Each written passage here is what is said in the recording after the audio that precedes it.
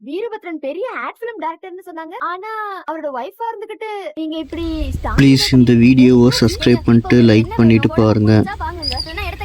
நான் இப்ப என்ன தப்பா கேட்டுட்டேன்? இப்படி பேசுறீங்க. என் ஃப்ரெண்டோட வைஃப்ன்றதால திரும்ப திரும்ப அதையே சொல்லாதீங்க. உங்க ஃப்ரெண்டுக்கோ இவளுக்கோ விவாகரத்து ஆயிடுச்சு. இவ ஒண்ணு உங்க ஃப்ரெண்ட் வீரபத்ரனோட வைஃப் கிடையாது. அவனுக்கும் இவளுக்கும் எந்த சம்பந்தமும் கிடையாது. அதனால அந்த ஆள் பேரை கூட இனிமே இவ கிட்ட சொல்லாதீங்க. எதனால வீரபத்ரனை டிவோர்ஸ் பண்ணீங்க? நீங்க என்னங்க அவளோட பர்சனல் விஷயத்தெல்லாம் கேட்டுக்கிட்டே இருக்கீங்க? உங்களுக்கு என்ன பிரச்சனை இப்போ? ஏங்க, வீரபத்ரன் மாதிரி ஒரு நல்லவனை இந்த உலகத்திலே பார்க்க முடியாது. எங்க கிளாஸ்லயே ப்ளீஸ் இந்த வீடியோவை சப்ஸ்கிரைப் பண்ணிட்டு லைக் பண்ணிட்டு பாருங்க. ஒருத்தனை இந்த பொண்ணு கல்யாணம் பண்ணதும் இந்த பொண்ணு ரொம்ப லக்கி, இப்படி ஒரு நல்ல ஹஸ்பண்ட் கிடைச்சிருக்கானேன்னு நாங்கெல்லாம் நினைச்சோம். அப்படி ஒரு நல்ல லைஃப இப்படி தொடச்சிட்டு நிக்கிறீங்களே. ஓ அப்படியா? வீரபத்ரன் மாதிரி ஒரு நல்லவனை பார்க்க முடியாதா?